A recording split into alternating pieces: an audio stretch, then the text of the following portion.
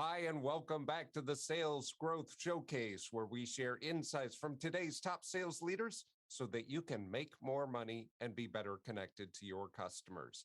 I am joined by speaker, author, and sales consultant Tom Williams. Tom, thank you so much for being here. Why don't you tell everybody a little bit more about yourself and how you impact others? Well, thank you very much, Mark, for inviting me. I appreciate the opportunity to be on your program. I think the way I would describe myself is as follows. I'm an author, a sales trainer, and a consultant that really helps sales organizations increase deal size and win rates with complex sales. Hopefully, I impact others, by sharing my successes and my failures, on podcasts and through my writing and training. And lastly, I think I'm a work in process. That is fantastic. All of us continue to have to learn in order to be able to adapt to all the changes going on today. And so I love that even with your successful career, that you consider yourself still out there learning every single day. So Absolutely. well, first thing I wanted to ask Tom is with everything that's been going on today over the last year and a half, and certainly change is continuous, but everything that it has been going on, what are you and your team doing in order to increase sales? Good question, Mark. First, I'll start with myself because my role in the company right now is really vision and development of intellectual property. So I grow sales in a variety of ways. One is by developing additional intellectual property that can be shared and sold by the company. Second, by making business introductions for my team through a network of contacts that I have. Third, I think it's by looking for new products and services that we can add to our portfolio. And lastly, it's by writing and publishing articles that increase our exposure and get the phone to ring. When I think about it, through the lens of our team, the team is really doing several things. One is cross-selling our services and our products to existing clients. They're certainly asking for referrals on a daily basis. They also, are working to ensure that we eliminate, customer churn, and keep our current contracts, in place. And lastly, we're slugging it out every day by prospecting for new clients. We use the phone a lot. We use email. We use social media.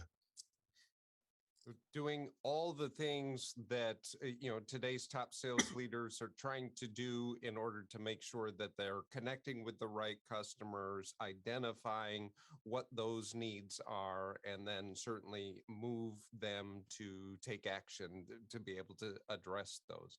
So what are some of the how about one key area of challenge that you see in today's market that is standing between us and being able to increase our sales?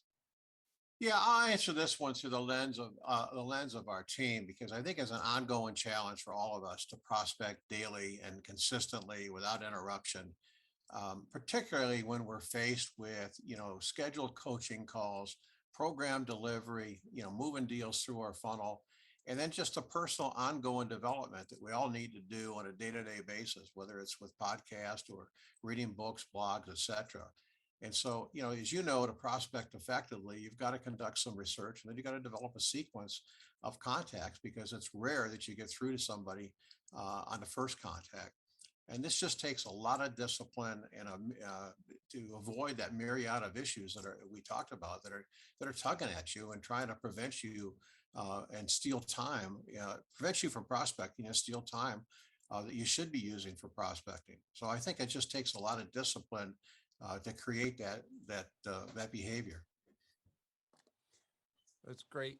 Having the discipline to be able to work through that continuous cycle of prospecting and improving your processes to be able to, as we said, find the right customers and be able to move them in the right direction.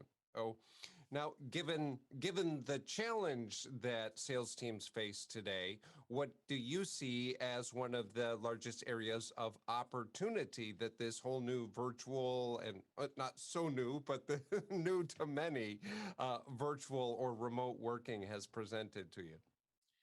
Well, Mark, it's funny, because we've been doing this for years. I think it's been the comfort level that buyers have with being on camera. I mean, this has been helpful to us, both to us and to our clients.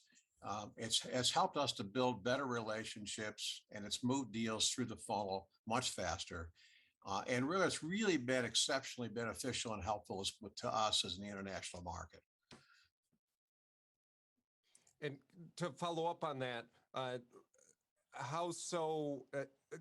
Explain a little bit about what you mean by the buyer's comfort level. So, tell us kind of the challenge that you were facing before with their comfort level and how that has improved things for us. Before COVID, Mark, most buyers were not comfortable being on video. We were. And so we had a very small percentage of people that we could connect with on video. We were always doing remote selling. We've been doing that for 20 years.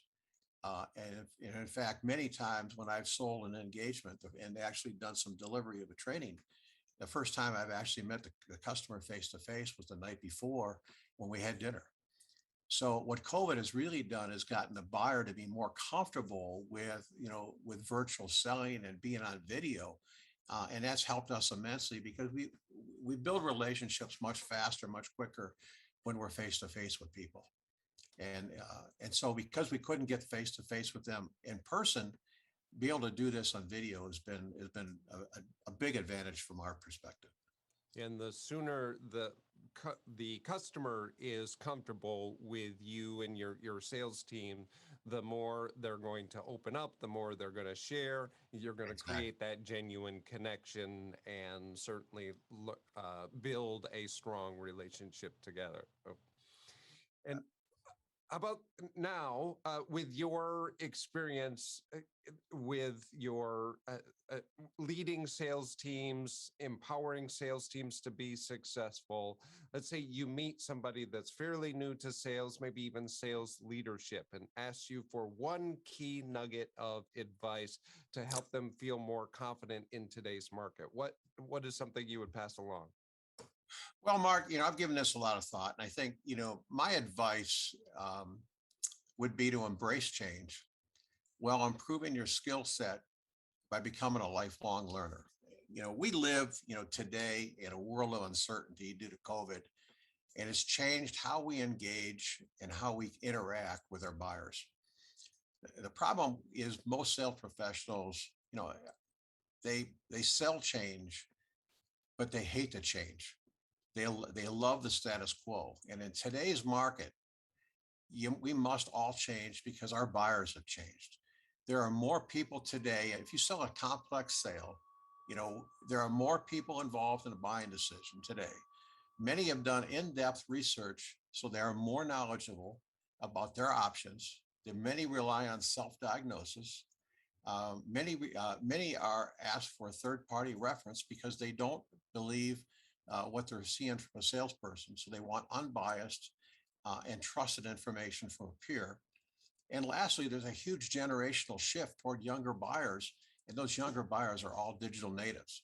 So sellers today need new skills that require new learning. That's fantastic. You and I were speaking before we started recording about the importance of that continued focus on learning, growing your skill set, even if you've been in career for 20 or 30 years or more, having that continuous focus on continuing to challenge yourself and grow and be able to adapt. Because as you have shared with us, for sure, your customers are changing and adapting, and their needs will be changing as a result of that. So, Yeah, Mark, at one point I would add to this is think about this. If you're a sales professional and you're selling a complex product or service with a long sales cycle, you must now today become a concierge that helps buyers understand the cost of inaction. You have to co-create a solution to build consensus, and build consensus amongst an growing number of disparate stakeholders, many of which are dysfunctional within an organization. And then you've got to help reduce, friction and risk with the buying team. And these are skills that most sales professionals don't have today, but they can be learned. So my advice to sales professionals is invest in yourself, right? Don't wait for training from your company and don't expect it. Invest in yourself. Do a self-analysis of where you need to improve your skill set and then develop a plan to go attack that. This is how you support your family and yourself as a sales professional. Invest in yourself. That's such strong advice. Thank you so much. And thank you for investing your skills and insights in for our listeners to be able to continue to challenge themselves and grow to be able to adapt to today's market. No doubt that there are people in your career that you have benefited from that have been impactful. Are there folks with whom you'd like to mention their names so that I can connect with them and perhaps invite them on the show?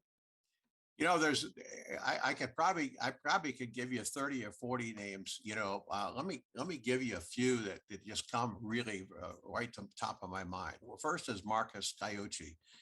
It's spelled Cauchi. The second one is Kevin Dixon. A third one would be Mark Welsh. A fourth one would be Mario McCracken. And a fifth one would be Mike Kunkel. Fantastic. Well, thank you so much for mentioning them. I'll certainly follow up with you. I look forward to connecting with them. Actually, a couple of the names I recognize and I'm already connected with, and I agree with you that they're an important part of folks' network. And so I look forward to following up with you and making sure that I do connect with them and invite them on the show. Oh, And lastly, Mark, my apologies to anyone that I inadvertently left out that's been instrumental in my career. no doubt the list is robust. Right. So I do appreciate Exactly. you sharing with it. Well, thank you, Tom, for taking the time to do this. We really appreciate it and helping us think about the things that we can be doing to recognize the opportunities in today's market and be able to adapt our skills in order to respond to them. So thank you so much for being here. Thank you, Mark. Appreciate the opportunity. Listeners, if you found today's show valuable, please make sure that you give us a like down below and also share with us what was your favorite insight that Tom shared today, or what is a key insight that you have that you would share with someone new to sales. And until next time, I hope you reach invincible success.